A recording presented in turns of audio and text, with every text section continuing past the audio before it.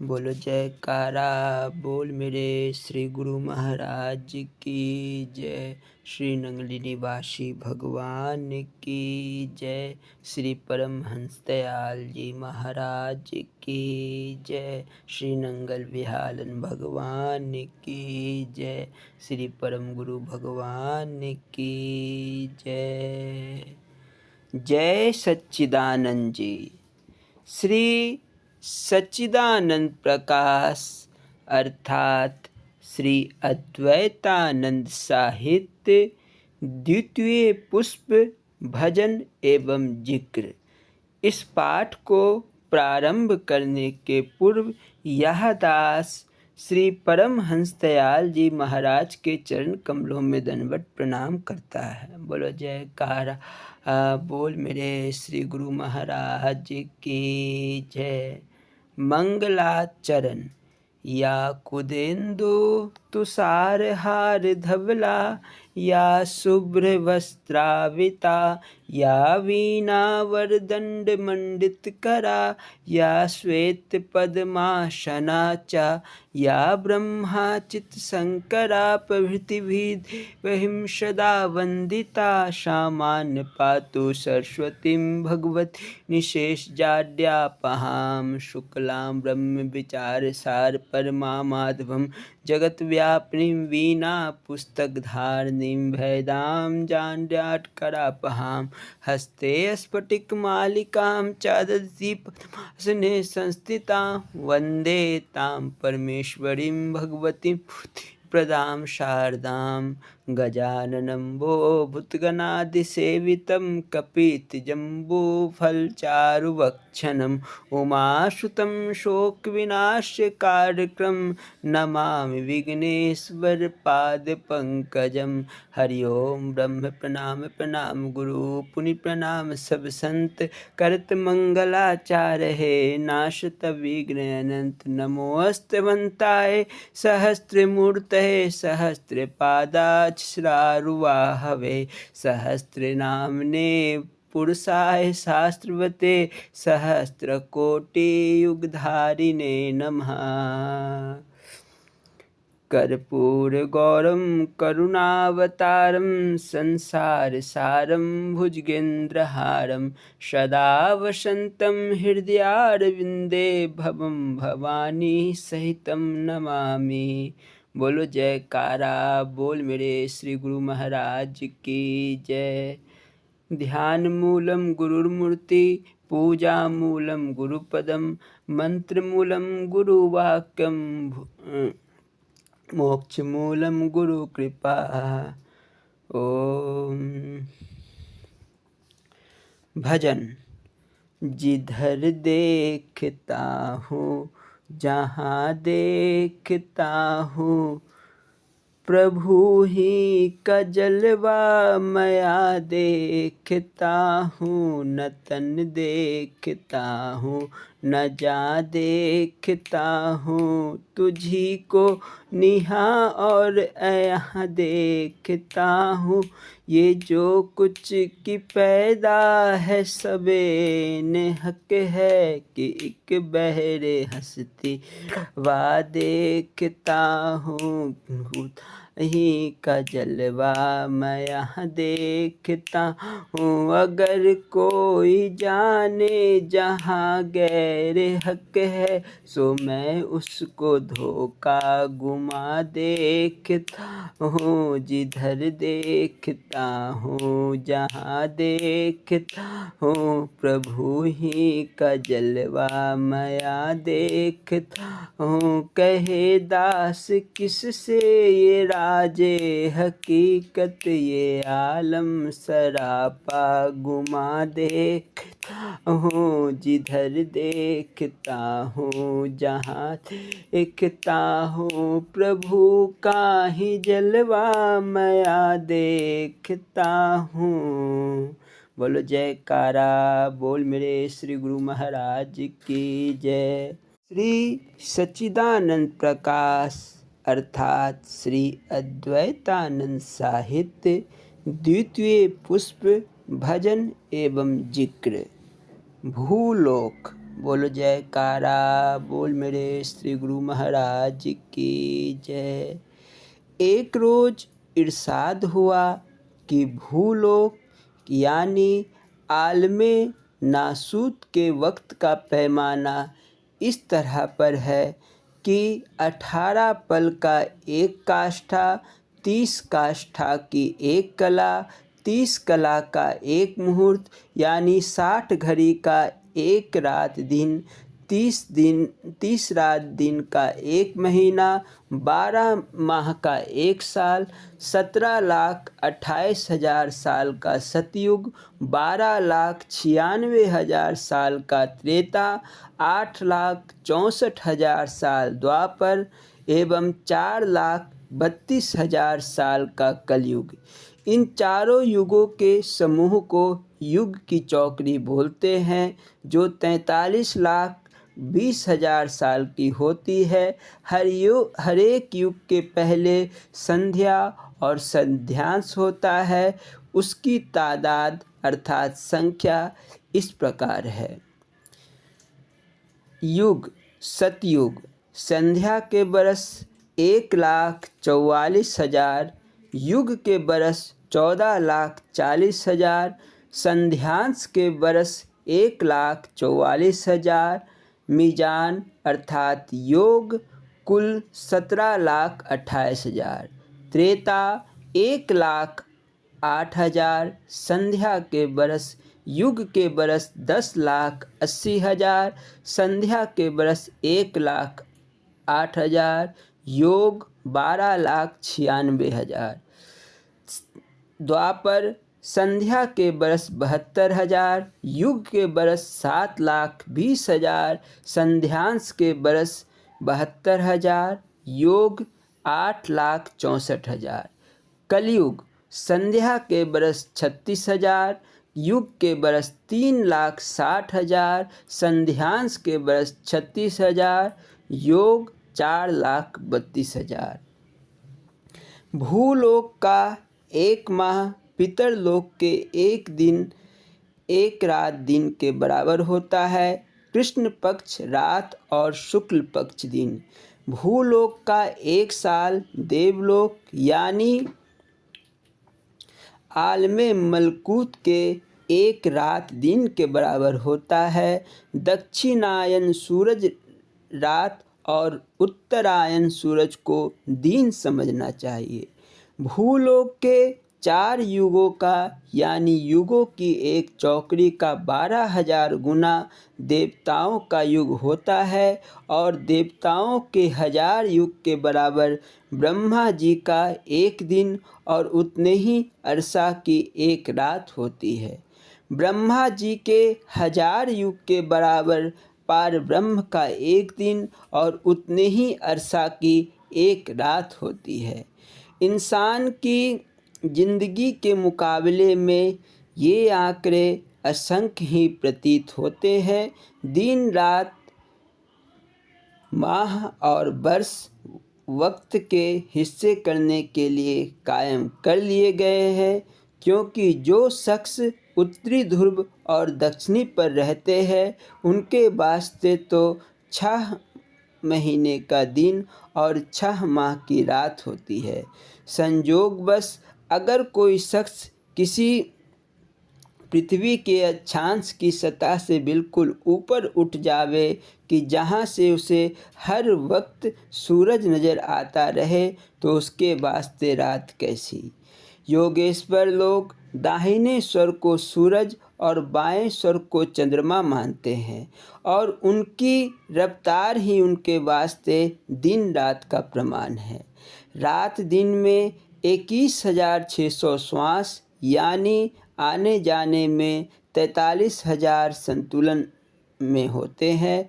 कुछ काम मसलन भागना और मैथुन वगैरह ऐसे हैं जिनमें सांस की रफ्तार में तेज़ी आ जाती है और उम्र का हिस्सा उसी रफ्तार से कम होता जाता है। कुछ कार्य मसलन प्राणायाम और अजपा वगैरह ऐसे हैं जिनमें सांस की रफ्तार में कमी होती है और उम्र इंसानी बढ़ जाती है। जिस तरह पारब्रह्म देवताओं और भूलोक के समयावधि में चारों युग बढ़ते हैं, इसी तरह हर इंसान की ज़िंदगी में उनका अस्तित्व नज़र आता है। बल्कि इंसान की ज़िंदगी के हर रात दिन में भी चारों युग बढ़ जाते हैं। सामान्य स्थिति के भी दिन रात में अगर एक हिस्सा बतौर कलयुग के कटेगा तो उससे दुगना द्वापर, उन दोनों के बराबर त्रेता और कलयुग और द्वापर के बराबर सतयुग। इंसान ज्यों-ज्यों नेकी की तरफ बढ़ता जाएगा, अच्छे और नेक ख्यालात और कर्मों की तरक्की और बुरे विचार और एमाल की कमी होती जाएगी। बोलो जयकारा बोल मेरे श्री गुरु महाराज की जय। श्री स्वरूप लीला संस्मरण। श्री श्री गुरु महाराज जी अमृत स्रोत साभार श्री अद्वैत स्वरूप विवेक दयाल प्रकाश एवं श्री स्वरूप दर्शन पाठ कर्म का निरूपण। बोलो जयकारा बोल मेरे श्री गुरु महाराज की जय। इस पाठ को प्रारंभ करने के पूर्व यह दास श्री नंगली निवासी भगवान के चरण कमलों में दंडवत प्रणाम करता है। जयकारा बोल मेरे श्री गुरु महाराज की जय। भजन। वक्त जो भी मिला है गुजर जाएगा, वक्त की ना कदर की तो पछताएगा। जिंदगी जो मिली 4 दिन के लिए, इस सरा में तू बैठने पाएगा। लड़के वाले खिलौने मिले खेल को, खेलते ही खिलौना टूट जाएगा। जो करना हो कर यही है वक्त, वरना रावण की भांति तू मर जाएगा। गए लुकमान भी और सुकरात भी, कभी मन कहा मसौदा न काम आएगा। दास औरों को समझना अब छोड़ दे, गर न अपने को समझा क्या समझाएगा। बोलो जयकार बोल मेरे श्री गुरु महाराज की जय। अमृत स्रोत। जीवों को मानसिक अशांति से मुक्त करने के लिए त्रैतापनाशक रूहानी शहंशाह श्री नंगली बिहारी जी ने जहाँ नाम रूपी अमृत का रस पान कराया, वही भौतिक शरीरों को रोग मुक्त करने के लिए एक अलौकिक अमृत का दिव्य स्रोत बहाया। मानो संसारिक जीवों की हर विपत्ति एवं व्यवहारिक इच्छाओं की पूर्ति के लिए अमृत स्रोत रूपी एक कल्प वृक्ष ही लगा दिया। महाप्रभु ने इस अमृत को अपनी मौज बस धरती से निकाला। जब पानी निकला तो बड़ा साफ, ठंडा और मीठा था। तब महात्मा जनों ने प्रार्थना की, श्री महाराज जी, यदि यहाँ कुआं लग जाता तो पानी ज़्यादा मिलता। लेकिन सुख स्वरूप श्री गुरु महाराज जी ने हंसकर फरमाया, इसे साधारण नल का ना समझो, यह तो अमृत का स्रोत है। समय आएगा जब इस नल के पानी को लोग बोतलों में भरकर ले जाया करेंगे और इस पानी से अनेक जीवों को लाभ पहुँचेगा। आज इस अमृत स्रोत को लगे कई वर्ष हो चुके हैं, परंतु इसके जल में ना तो कभी कोई कमी आई, ना ही इसकी पवित्रता में अंतर आया। इस अमृत स्रोत पर स्नान करने वालों की लाखों की संख्या में भीड़ लगी रहती है। वर्तमान समय में श्री युगल जोड़ी महाराज के मुख वाक्य के अनुसार इस अमृत स्रोत को यह वरदान प्राप्त है कि जो जीव सच्चे मन से पूर्णमासी के दिन यहाँ स्नान करते हैं उन्हें मनोवांछित लाभ प्राप्त होता है। प्रत्यक्षदर्शियों ने प्रमाण दिए हैं कि इस अमृत स्रोत में स्नान के पश्चात कोढ़ियों के कोढ़ ठीक हो जाते हैं, निसंतानों को संतान मिलती है और भूत प्रेत आदि से पीड़ित रोगियों को रोग से मुक्ति मिलती है। इस स्रोत का जल लोग बोतलों में भरकर ले जाते हैं और वर्षा बाद भी इसके गुणों में कोई अंतर नहीं आता। बोलो जयकारा बोल मेरे श्री गुरु महाराज की जय। श्री स्वरूप दर्शन पाठ कर्म का निरूपण। बोलो जयकारा बोल मेरे श्री गुरु महाराज की जय। एक दिन चकोरी आश्रम में श्री महाराज जी का पवित्र सत्संग हो रहा था। एक प्रेमी ने हाथ जोड़कर प्रश्न किया, दाताजी, आत्मा प्रकाशवान है, शरीर से अलग रहकर भी निर्दोष है और शरीर यहाँ भस्म हो जाता है। यह फल भोगता है, फिर दोनों में से कर्म कौन करता है? ग्रंथों और महापुरुषों से यही अनुभव होता है कि कर्म करने वाला ना शरीर है और ना आत्मा। आत्मा के बिना शरीर जड़ है, तो फिर कर्म का कर्ता तो आत्मा ही हुई, तो भोगने वाला भी यही होना चाहिए। श्री गुरु महाराज जी बोले, जब तक यह ज्ञान है कि कर्म का कर्ता मैं हूँ, तो यह सुना हुआ ज्ञान काम नहीं देगा। जब तक व्यवहारिक रूप से निध्यासन ना किया जाए, तब तक वास्तविकता का पता नहीं चलता। निध्यासन अवस्था में ही यह निश्चय होगा, कर्म तो होता ही रहता है और आगे भी होता रहेगा, परंतु यह अहम भाव में मैं करता हूँ को गंवाना है।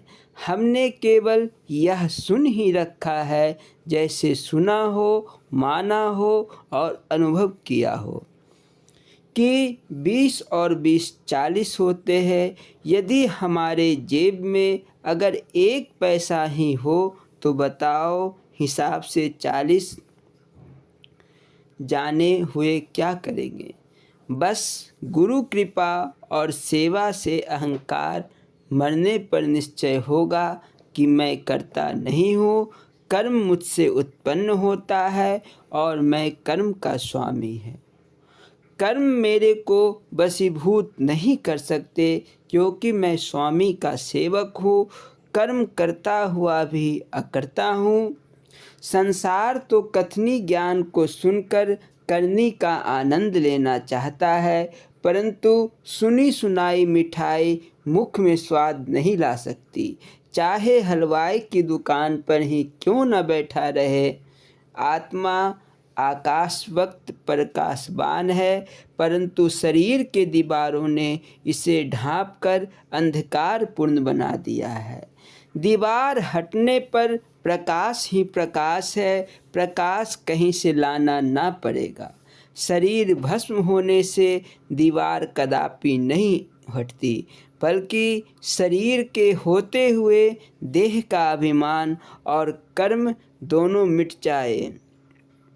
शरीर और आत्मा के संयोग से ही कर्म होता है। आत्मा के बिना शरीर कुछ नहीं कर सकता और शरीर के बिना आत्मा प्रकट नहीं होती। उस कर्ता पुरुष के अंश होने से इसकी भी इच्छा होती है कि कर्म का कर्ता बनूं पर कर्ता कहलाऊं। यह मान बैठा है कि कर्म का कर्ता मैं हूँ। कर्म भोगने के लिए फिर इस देह में आना पड़ता है। बस देह धारण करना ही नेक और स्वर्ग है और दुख रूप नरक है और सुख स्वर्ग अल्पज्ञ है, क्षमा करें, सुख स्वर्ग स्वरूप है। जैसे सहजोबाई का कथन है, जैसे सरसी लोहे की छीन पानी छिन आग, तैसे सुख दुख जगत के सहजो तू तज भाग।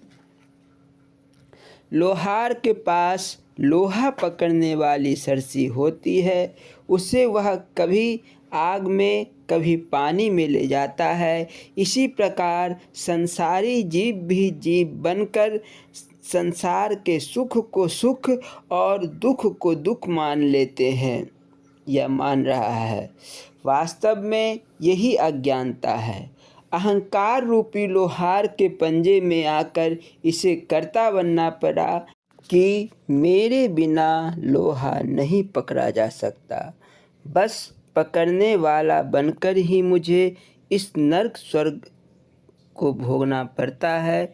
इस पर यह दृष्टांत है कि एक राजा का बाग था। राजा ने अपनी मौज में आकर बाग की रक्षा के लिए 2 व्यक्ति नौकर रखे।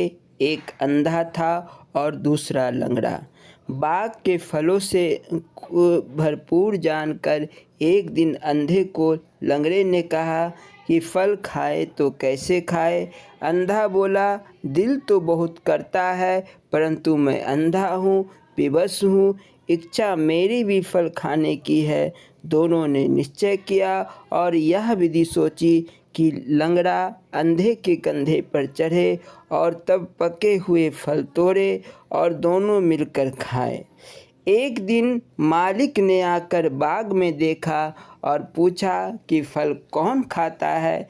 दोनों ने प्रार्थना की, महाराज हम तो अंगहीन हैं, हम फल नहीं खाते। मालिक ने सोचा फिर फल खाता कौन है। एक दिन उसने छिप कर देखा कि यह सब अंधे की शरारत है, जिसने आँख वाले पिंगले को अपने कंधे पर बिठाया हुआ है और जहाँ पिंगला चाहे अंधा अपने विषय आनंद को लेने के लिए चल पड़ता है। अतः यह दोनों मिलकर बाग को हानि पहुँचाते हैं। यह अकेले का काम नहीं। इसी प्रकार उसी समय साक्षी ज्ञान स्वरूप स्वामी ने प्रकट होकर दोनों को पकड़ लिया। सो गुरुमुख प्रेमी बात यह है कि इस संसार रूपी पदार्थ से लदे हुए बाग की रक्षा करने वाले आत्मा की रचना केवल संसार का कार्य चलाने के लिए हुई है, परंतु स्वामी की अनुपस्थिति जानकर इनसे शरारत हो जाती है और अपना रस लेने के लिए दोनों मिल जाते हैं। अतः अज्ञान में कर्म होता है। जब इनका स्वामी साक्ष्य ज्ञान प्रकट होता है तब पता चलता है यह कर्म कैसे होता रहा। श्रीमद् भागवत गीता में भगवान श्री कृष्ण ने अर्जुन को कहा है, बुद्धि से कर्म होते हैं और बुद्धि का प्रेरक मैं हूँ। अर्जुन तू कर्म का कर्ता मत बन, प्रत्येक जीव में रहकर मैं प्रेरणा देता हूँ। जो गीता के पढ़ने वाले भी अपने कर्म को कर्ता मानते हैं तो दोष गीता वाले का तो नहीं हो सकता। श्री गुरु अर्जुन देव महाराज ने लिखा है, जब लग जाने मैं कछु करता, तब लग गर्भ जून में फिरता। जब लग मेरी मेरी करे, तब लग काज एक ना सरे। जब लग धारे वैरी मीत, तब लग निश्चल नाही चित्त। सो यह मैं मेरी ही दुख की बुनियाद है, यही अज्ञान की जड़ है। यह जड़ बिना किसी का बने हुए यह नहीं कटेगी।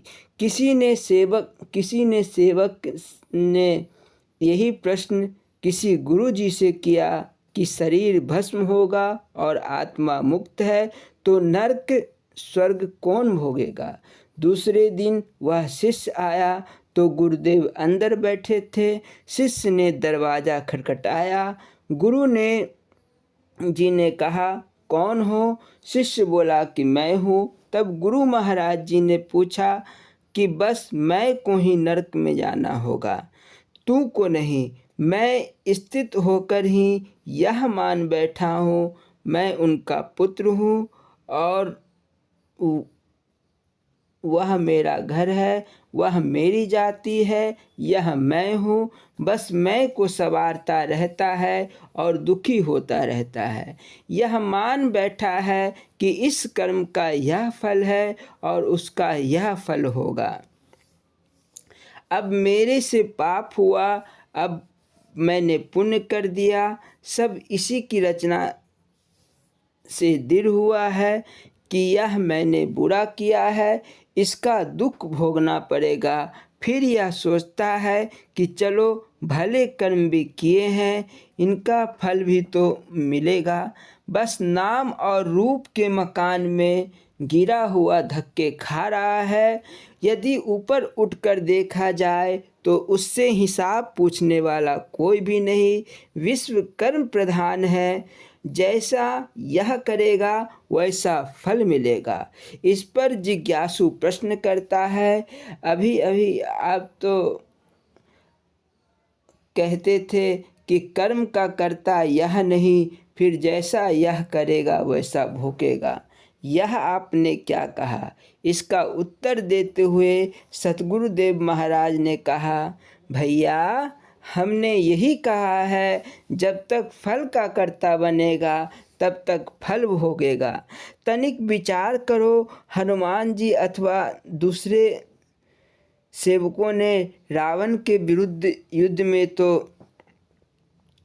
दूसरे अवसरों पर सब कुछ किया, परंतु सेवक होकर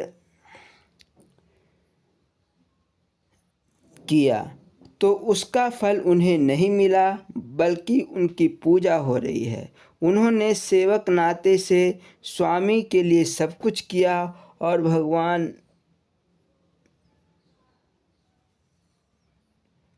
राम ने सारी चीज रचना सेवक उद्धार के लिए रची थी। बस कर्म भी होता रहा और दोनों निर्बंध भी रहे। राम रोते थे तो सेवक को उत्साह दिलाने के लिए। बस इस भक्ति मार्ग से ही जीव निर्बंध हो सकता है और कोई यत्न ना हुआ और ना ही हो सकता है। महाप्रभु के यह वचन सुनकर वह प्रेमी बोला, हे गुरुदेव आपको नमस्कार है, हमारी बुद्धि चकित है, अपनी माया आप ही जानो, अपना बनाकर सुमार्ग पर चलाते चलो। बोलो जयकारा बोल मेरे श्री गुरु महाराज की जय। स्वामी हीरानंद पुरी जी महाराज जी की लीला संस्मरण एवं अमृत प्रवचन ईश्वर स्वरूप दर्शन हीरा प्रकाश ग्रंथ से अष्टांग योग का शेष भाग। बोलो जयकारा बोल श्री गुरु महाराज जी की जय। यह लीला संस्मरण एवं अमृत प्रवचन को प्रारंभ करने के पूर्व यह दास स्वामी हीरानंद पुरी जी महाराज जी के चरण कमलों में दंडवत प्रणाम करता है। बोलो जयकारा बोल मेरे श्री गुरु महाराज जी की जय। भजन।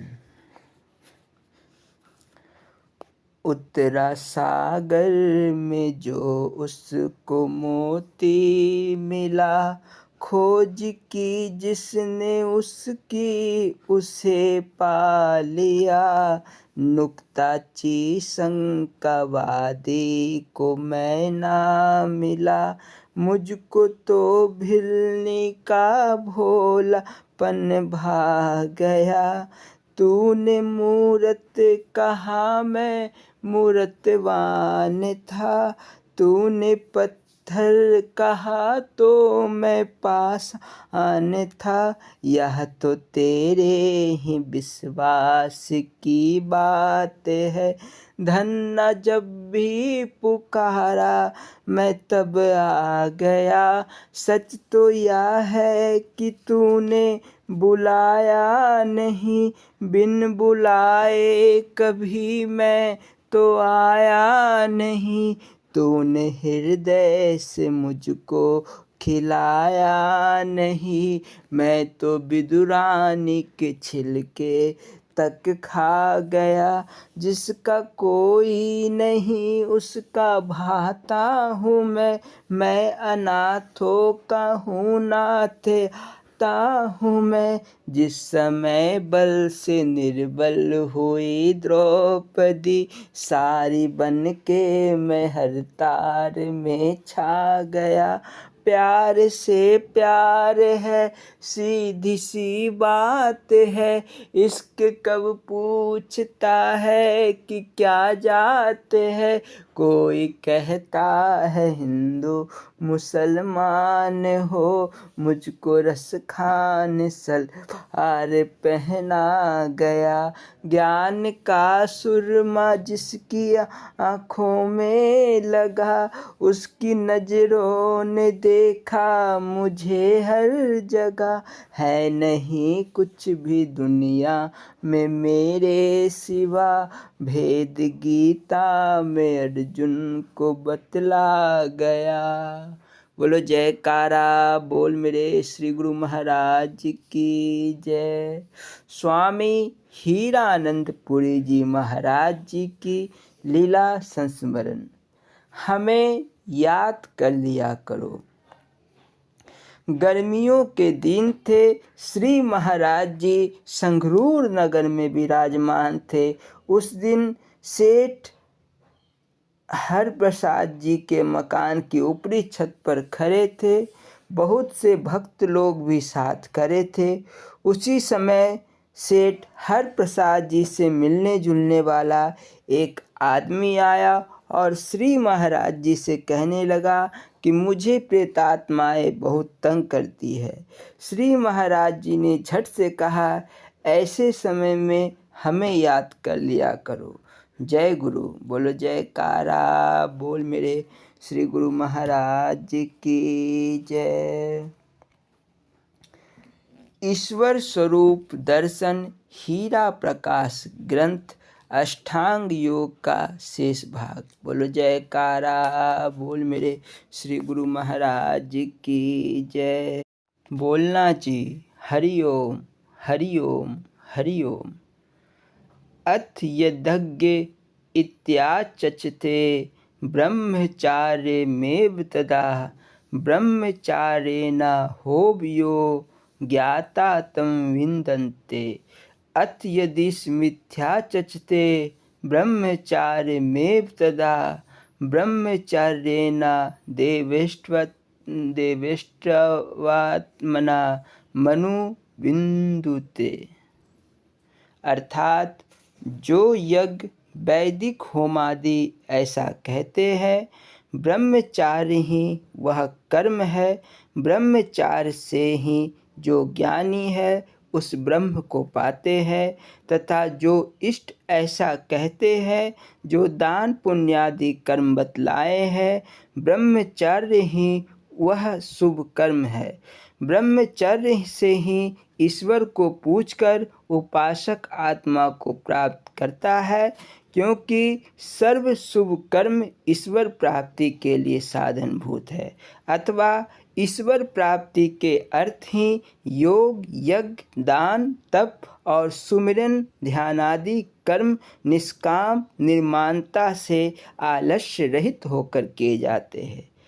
आगे मंत्र 2 में वर्णन किया है कि जो संत्रायण नाम से यज्ञ कहते हैं वह ब्रह्मचर्य ही है। ब्रह्मचर्य से ही उपासक अपने सदा निरंतर रहने वाले आत्मा की रक्षा प्राप्त करता है, तथा जो मौन ऐसा कहते हैं वह भी ब्रह्मचर्य ही है। ब्रह्मचर्य से ही उपासक आत्मा को जानकर परमेश्वर के स्वरूप को मनन करता है। मंत्र 3 में भी कथन किया है, जो अनासक्तयन उपवास ऐसा कहते हैं वह ब्रह्मचर्य ही है, क्योंकि जिस स्वस्वरूप को ब्रह्मचर्य से उपासक प्राप्त करता है वह आत्मा फिर नहीं नष्ट होता, सदा एक रस शुद्ध बना रहता है। तथा जो आरण्यवान वनवास ऐसा कहते हैं वह भी ब्रह्मचर्य ही है, क्योंकि ब्रह्मलोक में अर और न्याय ये 2 समुद्र हैं। यहाँ से तीसरे प्रकाश में मोक्ष धाम में वह एरम सुख और मध्यम आनंद का सरोवर है, सुख और आनंद का समुद्र है। वहाँ अमृत निःसृत करता हुआ अश्वत्थ वृक्ष है, अमृतमय पद है। वहाँ सर्वसमर्थ परमेश्वर का बनाया हुआ आदित्य वर्ण अविनाशी पूर्ण ब्रह्म धाम है। वह धाम शुभ प्रकाश स्वरूप है। जिस परमेश्वर रूपी परम धाम, परम प्रकाश, परमानंदमय, अजर अमर, अविनाशी, सनातन, एक रस, केवल मोक्षानंद धाम को दिव्य दृष्टि से जानने वाला गुरुमुख अवश्य अभ्यासी ब्रह्मचारी समस्त आवागमन के बंधनों से सदा के लिए निर्मुक्त होकर प्राप्त करता है। उस धाम में आत्मा और परमात्मा के अतिरिक्त कुछ भी नहीं। वहाँ तो अविनाशी एवं सुख स्वरूप हो जाता है और मध्यम आनंद स्वरूप एकमेव ईश्वर ही है। वहाँ अविद्यादादि और काम क्रोध आदि द्वंद्व, जन्म मरणादि कलेश और स्त्री पुरुष का भेद भ्रम कुछ भी नहीं। आत्मा और परमात्मा ही वहाँ 2 समुद्र है। परमात्मा ही अश्वत्थ पीपल का वृक्ष है, जो सर्वकालिक आत्मा को अमृत का अथवा अमृत रूपी अविनाशी आनंद का वहन करता रहता है। वह परमेश्वर ही अमर अविनाशी अमृतमय पद है। वहाँ सर्वसमर्थ परमेश्वर ने ही अपने आप को आदित्य वर्ण सदा अविनाशी पूर्ण ब्रह्मधाम नाम से बनाया हुआ है, अथवा स्वयं आप ही सब कुछ है, आप ही शुभ्र कहिए अर्थात प्रकाश स्वरूप है। इस ब्रह्मधाम अथवा ब्रह्म को प्राप्त होकर मोक्ष आत्मा पुनः माता के उदर में नहीं आता है।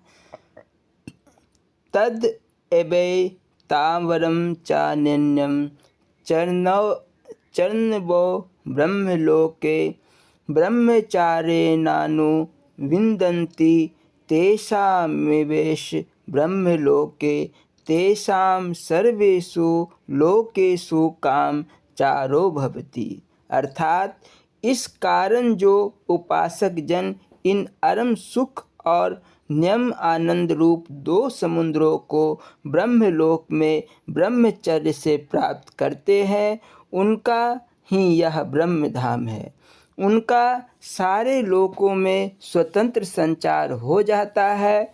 ये 2 समुद्र सुख और आनंद ही समझने चाहिए, अथवा इन दोनों समुद्रों को अंतर्मुखी वृत्ति करके ध्यान द्वारा प्रत्यक्ष दर्शन करना चाहिए कि यह ज्योतिमय स्वरूप सर्वभूत प्राणियों के हृदय मंदिर में कैसे शुभ्र प्रकाश तेजोमय होकर निवास कर रहा है। किंतु यह तो गुरु कृपा से ही जाना जाता है, अन्यथा नहीं। ना तपस्त्वा इत्याहो ब्रह्मचर्ये तपोत्तमम् उदर्वरेता भवेद यस्तु सा देवो नातु मानुषा। अर्थात जगत गुरु श्री कैलाशपति शिव जी महाराज कहते हैं कि वीर्य धारण ही उत्कृष्ट तप है। ब्रह्मचर्य से उत्तम और महान तपश्चर्या तीनों लोक में दूसरी कोई भी नहीं हो सकती है। अखंड ब्रह्मचर्य अथवा वीर्य धारण करने वाला मुमुक्षु पुरुष इस लोक में मनुष्य रूप धारण किया हुआ प्रत्यक्ष देवता ही है। यदि क्षंतो ब्रह्मचर्य चरन्ति, अर्थात परमात्मा की प्राप्ति के इच्छुक ब्रह्मचर्य का पालन करते हैं। इसी प्रकार यदि किसी पुरुष को परमेश्वर प्राप्ति की प्रबल अभिलाषा है तो सर्व प्रयत्न से ब्रह्मचर्य का सेवन करना चाहिए।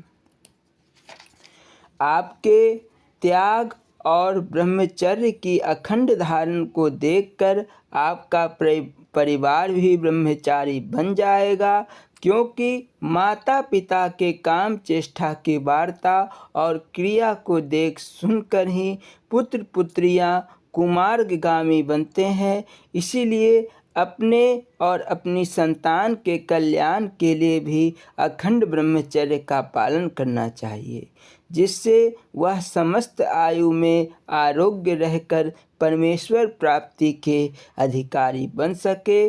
जो स्त्री पुरुष सदाचारी नहीं बनते वह दुराचारी समस्त कुल सहित अधोगति को प्राप्त होते हैं। ऐसे को ही कुलघाती कहते हैं। वह अपने पैरों पर आप ही कुल्हाड़ी मार रहे हैं। धातु का पतन मैथुन से होता है। शेष अगले भाग में। बोलो जयकारा बोल मेरे श्री गुरु महाराज की जय। स्वामी परम ज्ञानानंद पुरी जी महाराज जी की लीला संस्मरण एवं अमृत प्रवचन। बोलो जयकारा बोल मेरे श्री गुरु महाराज की जय। इस पाठ को प्रारंभ करने के पूर्व यह दास स्वामी परम ज्ञानानंद पुरी जी महाराज जी के चरण कमलों में दंडवत प्रणाम करता है। बोलो जयकारा बोल मेरे श्री गुरु महाराज की जय। भजन। खिले हैं फूल हर दिल के मेरे गुरुदेव आए हैं। खिले हैं फूल हर दिल के मेरे गुरुदेव आए हैं। छुए जिन पापियों ने भी उद्धारक पद पारस मणि को किए दर्शन। हमारे नाथ का जो एक भी क्षण को उन्हें कंचन बना करके प्रभु निज धाम लाए हैं। खिले हैं फूल हर दिल के मेरे गुरुदेव आए हैं। किया है फैसला हमने है दिल बर भक्ति पाने को। सुकोमल पाद पद्मों का भ्रमर बन गुनगुनाने को। हमारी लाज रखना नाथ यही आशा लगाए हैं। खिले हैं फूल हर दिल के मेरे गुरुदेव आए हैं।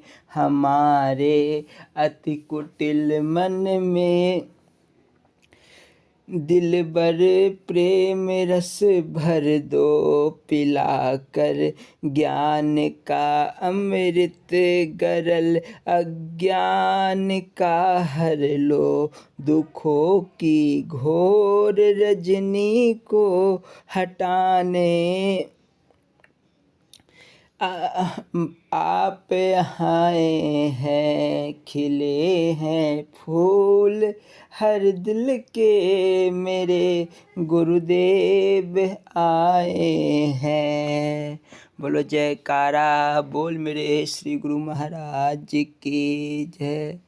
स्वामी परम एवं उनके गुरुदेव। स्वामी परम गुरु महाराज जी अपने गृह त्याग के विषय में फरमाते हैं। मैंने बचपन में अपने एक साथी को मरते देखा। उसके पहले मुझे मरना क्या चीज़ है समझ में नहीं आया था। लोगों को उस लड़के के लिए रोते देखकर मुझे हैरानी होती रही कि आखिर वह कहाँ चला गया और लोग रो क्यों रहे हैं। फिर सुना कि उसके शरीर को जला दिया गया, तब तो और परेशानी हुई। मैंने पिताजी से पूछा, वह कहाँ चला गया, क्या अब आएगा नहीं? बोले, वह मर गया। सभी एक न एक दिन मर जाएंगे और उन्हें जला दिया जाएगा। मैंने उत्साहपूर्वक पूछा, तब क्या जलाने वाले वही लोग होंगे जो उसे प्यार करते हैं? तब क्या आप भी मरने के बाद मुझे जला दोगे? वे इसका जवाब दिए बगैर रो पड़े। थोड़ी देर के पश्चात मैंने उनसे पुनः जिज्ञासा की कि क्या मरने से बचने का कोई उपाय नहीं है? बोले, भगवान को प्राप्त करने के पश्चात आदमी अमर हो जाता है। यह सब सुनकर मेरा मन अत्यंत दुखी हो गया। देर रात तक सबसे अलग हटकर सोचता रहा कि आदमी दूसरा कुछ क्यों करता है, सबसे पहले भगवान को ही क्यों नहीं प्राप्त कर लेता। उसके अतिरिक्त यह सब कुछ हासिल करना बेकार है। वे प्रेम करने वाले भी कैसे हैं जो एक दिन निष्ठुर होकर अपने प्यारे बेटे को भी, जिसे वे कितना लाड प्यार करते थे, आग के हवाले कर देते हैं। फिर तो इनका प्रेम करना एकदम झूठा है। अतः सब कुछ छोड़कर पहले भगवान जी को ही मिलना चाहिए। वह सब सोचता सोचता मैं बिना कुछ खाए पिए लेट गया। पिताजी के साथ ही तो सोता था, किंतु उस दिन उनका शरीर स्पर्श करना भी मुझे अच्छा नहीं लगा। आधी रात में जब घर में सभी सोए हुए थे, मैं चुपके से घर से बाहर निकल गया और तेज़ी से जंगल की ओर भागने लगा। पहले तो यही सोचता था कि पहाड़ों के पार तो कुछ होगा नहीं। मेरी दृष्टि में संसार मात्र उन 7 पहाड़ियों के बीच में ही था जहाँ मेरा जन्म हुआ था। वह गांव सतराली नामक पहाड़ियों के बीच है, हिमालय के अल्मोड़ा तट के निकट स्थित है।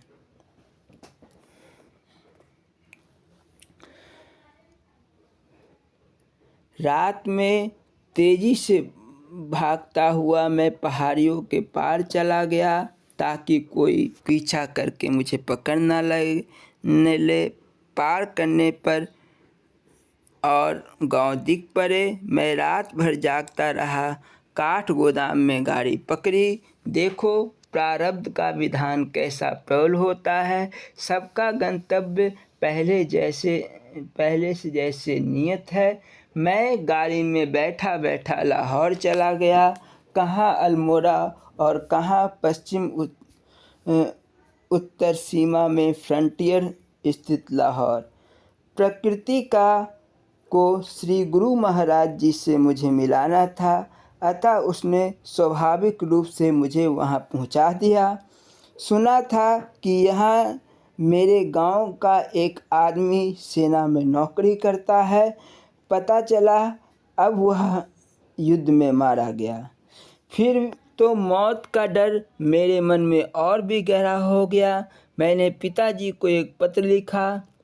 घर से भागा बन गया, वन में लागी आग, जाके पथिक बेचारा क्या करे, जब छूटे उसके भाग। शेष अगले भाग में। बोलो जयकारा हम बोले श्री गुरु महाराज की जय। स्वामी परम ज्ञानानंद पुरी जी महाराज जी के अमृत प्रवचन का तीसरा भाग। बोलो जयकारा बोल मेरे श्री गुरु महाराज जी की जय। आत्म कल्याण की जिज्ञासा को लेकर आए हुए प्रेमियों, बोलना जी। हरिओम हरिओम हरिओम। तुम भजन करने की बात करते हो, वस्तुतः बैठकर माला फेरना ही भजन नहीं है। रोटी पकाना भी भजन है। बच्चों को खिलाना, कपड़े धोना, नहाना, यह सब भजन है। मगर इन सब को ठीक से समझकर करो, तभी ये भजन हो सकते हैं। हिंदू संस्कृति में यह नियम है कि जब माताएं घर में रोटी पकाती है तो पकाने के पहले आटा या चावल के कुछ हिस्से को निकाल कर चिड़ियों को दे देती है। इससे भोजन बनाने के लिए दिए गए आटे या चावल में कोई फर्क नहीं पड़ा और भाव भी शुद्ध हो गया। तुम इस भाव से भोजन मत बनाओ कि हमें खाना है। रसोई पकाते वक्त ऐसा भाव लाओ कि भगवान का प्रसाद बन रहा है, इसका भोग लगाकर सबको बांटा जाएगा। हाथ पैर से तुम जो भी काम करते हो, जैसे आटा गूंथना, सब्जी काटना या ऐसा कोई भी काम करना, उस समय मन ही मन भजन करते रहो। यहाँ होता तो यह है कि चूल्हे को सुलगाकर घर में लड़ाई शुरू कर दी जाती है, गालियाँ बकी जाती है और साथ साथ खाना भी पकता रहता है। बताओ वह प्रसाद क्या खाक बनेगा? इस तरह तुम चाहो तो गृहस्थी के सारे कार्यों को अपना भजन बना लो। यदि तुम्हारे भाव ठीक ना होंगे तो आसन लगाकर माला जपने से भी भजन नहीं हो पाएगा। तुम्हें अपना कल्याण स्वयं करना है। यदि किसी के करने से कल्याण होता तो मैं तुम सबका कल्याण कर देता। रोटी स्वयं खाने से पेट भरता है। रोटी पकाकर देखते रहो तो पेट नहीं भरेगा। घर त्याग कर साधु बनने से भी कुछ भी नहीं होता। वहाँ भी आत्म कल्याण के लिए कुछ आवश्यक शर्तें हैं, जिन्हें मान कर चलने से भला हो सकता है, अन्यथा वहाँ भी झगड़े में ही लगे रहोगे। महापुरुषों ने हमारे लिए जो बातें कही है, उनका उद्देश्य है हमें अनुशासित करना, डराना और पुनः प्रोत्साहित करना। उनकी बातें तीन तरह की होती है: रोचक, भयानक एवं यथार्थ। यथार्थ बात यह है कि तुम्हें मानव तन ईश्वर की प्राप्ति के लिए, आत्म साक्षात्कार के लिए मिला है। हमारी वृत्तियाँ बहिर्मुख होती है और आत्मा हमारे अंदर है। इंद्रियों का खुराक बाहर संसार में है, इसीलिए मन बाहर ही बाहर दौड़ता रहता है। वह अंदर जाता तो उसे वहाँ के आनंद का कुछ पता चलता। महात्मा लोग तुम्हारे मन को धीरे धीरे रास्ते पर लगाते हैं। वे बताते हैं कि अमुक काम से पाप और अमुक से पुण्य की प्राप्ति होगी। उनका कहना है कि पाप करने से नरक मिलता है और नरक में महान कष्ट झेलना पड़ता है। वहाँ आग में झोंका जाता है, कड़ाहे के उबलते तेल में डाला जाता है। वहाँ बड़े भयानक यमदूत रहते हैं। यदि तुम उनके डर पैदा करने से भी रास्ते पर नहीं आते तो वे तुम्हें लालच देते हैं कि अच्छा काम करने से स्वर्ग की प्राप्ति होती है। स्वर्ग में सोने के महल है, देवता है, कल्प वृक्ष है। इस प्रकार तुम डर या लालच से किसी तरह तो मान ही जाओगे। शास्त्रों के कथन का यही ढंग है। विद्या हासिल करने का मतलब है विवेक प्राप्त करना। विवेक का फल है वैराग्य। विद्या पढ़कर यदि विवेक और वैराग्य जग जाए तो इसी जन्म में ईश्वरत्व की प्राप्ति संभव है। यदि यह बात संभव नहीं हुई तो तुम गृहस्थ जीवन व्यतीत करते हुए भी शास्त्र सम्मत कर्म करते जाओ। तुम संसार में रहो मगर संसार तुम में ना आने पाए। नाव पानी में रहे मगर पानी नाव में ना आने पाए। तुम अपनी स्त्री या बाल बच्चों में रहो, अपनी सामर्थ्य के अनुसार उनका पालन पोषण करो, उन्हें योग्य बनाओ, क्योंकि वे भगवान के बच्चे हैं, और तुम अपने को उन बच्चों का चौकीदार या पहरेदार समझकर उनकी देखभाल करो। यहाँ तो पहले ही दावा जमा बैठे हो कि ये तुम्हारे ही बच्चे हैं। दावा मत जमाओ। तुम्हारी तो अजीब स्थिति है, जब तुम्हारे स्वार्थों की पूर्ति नहीं होती तो हल्ला मचाने लगते हो। तुम यहाँ आश्रम में आए हो, यहाँ हम चाहे तो तुम्हें कितना भी आराम दे, प्यार दे, फिर भी तुम्हारा मन घर जाने को ललचेगा ही। ऐसा क्यों? यहाँ तुम कर्तव्य पालन करने के लिए आए हो और वहाँ तुम्हारा मोह है। मरने के बाद कोई रस्सी नहीं होती जिससे किसी को बंधन में डाल दिया जाता हो। जीवित में यह मोह ही तुम्हें बांधता है और पुनः पुनः जन्म लेने को बाध्य करता है। मोह के रहते हुए भी कोई भी शक्ति तुम्हें जन्म लेने से नहीं रोक सकती। किताबें पढ़ते हो, सत्संग सुनते हो, फिर भी तुम्हारा रोना वैसा ही है, हाय तौबा वैसा ही है। जब तुम जान ही चुके हो कि यह संसार मिथ्या है, इसे छोड़ ही जाना है, तो इसके बिगड़ने से घबराते क्यों हो? हरिश्चंद्र से ज़्यादा तो कुछ होगा नहीं। जो लोग यह कहते हैं कि उनका कुछ भी नहीं बना, तो यहाँ बना किसका? सबका तो बिगड़ ही गया। यह जीवन तो एक सफ़र है। रास्ते में यदि अच्छा साथी मिल गया तो यात्रा हंसते खेलते कट गई, और यदि शैतान मिल गए तो रोते रोते गुजारनी पड़ी। तब भी गुजरी कुछ तकलीफ़ में या गुजरी अच्छी ज़िंदगी, हर तरह कट जाएगी इंसान की यह ज़िंदगी।